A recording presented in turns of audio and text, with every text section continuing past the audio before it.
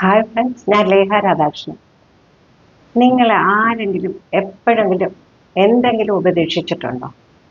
ഒരുപക്ഷെ ആ ഉപദേശം കേൾക്കുമ്പോൾ നമ്മൾ ആദ്യം വിചാരിക്കും, ഇവർക്ക് വേറെ പണിയില്ല എന്നെ ഉപദേശിക്കാൻ. അതൊക്കെ തെറ്റായ കാര്യമാണ്. കാരണം ചിലപ്പോൾ ചിലരുടെ ഉപദേശങ്ങൾ നമ്മുടെ ജീവിതത്തിനെ മാറ്റിമറിക്കും. ആ ഉപദേശം തരുന്നത് ഒരുപക്ഷെ നമ്മുടെ പാരൻസ് ആയിരിക്കാം, അല്ലെങ്കിൽ നമ്മുടെ പാർട്ട്നേഴ്സ് ആയിരിക്കാം, അല്ലെങ്കിൽ നമ്മുടെ മക്കളോ മരുമക്കളോ നമ്മുടെ റിലേറ്റീവ്സോ നമ്മുടെ സഹോദരങ്ങളോ ഒക്കെ ആയിരിക്കാം.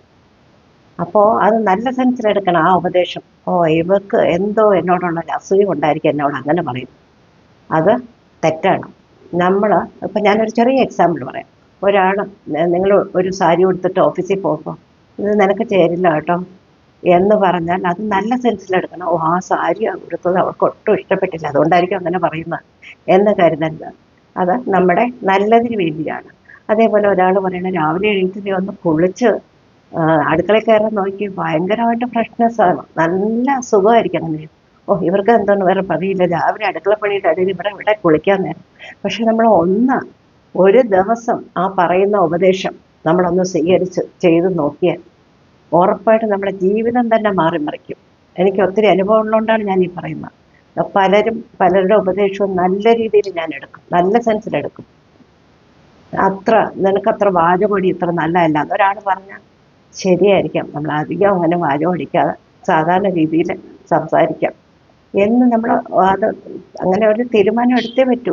ഒരു കുഞ്ഞു കുട്ടി വായിക്കുകയാണ്, അപ്പോൾ അമ്മ പറയണം അല്ലെങ്കിൽ അച്ഛൻ പറയണം, നീ ഒന്ന് ഉറച്ച് വായിച്ചു നോക്കിയാൽ നല്ലോണം തലയിൽ കയറും.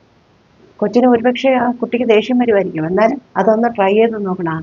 നമ്മുടെ അച്ഛനോ അല്ലെങ്കിൽ അമ്മയോ ബ്രദറോ പറഞ്ഞ് ശരിയാണ്, നമുക്ക് കുറച്ചൊന്ന് വായിച്ചു നോക്കാം. അത് അവനെ ഉറപ്പായിട്ട് അത് നല്ലൊരു മാറ്റത്തിൽ ചെന്ന് എത്തിക്കും. അപ്പോൾ മറ്റുള്ളവരുടെ നല്ല ഉപദേശം അത് നമ്മൾ കേൾക്കുമ്പോൾ തന്നെ അറിയാമല്ലോ, അത് നമ്മളോടുള്ള സ്നേഹം കൊണ്ട് പറയുകയാണ്. ആ ഉപദേശം നമ്മൾ അക്സെപ്റ്റ് ചെയ്താൽ തീർച്ചയായിട്ടും നമുക്ക് നല്ലതേ വരുള്ളൂ.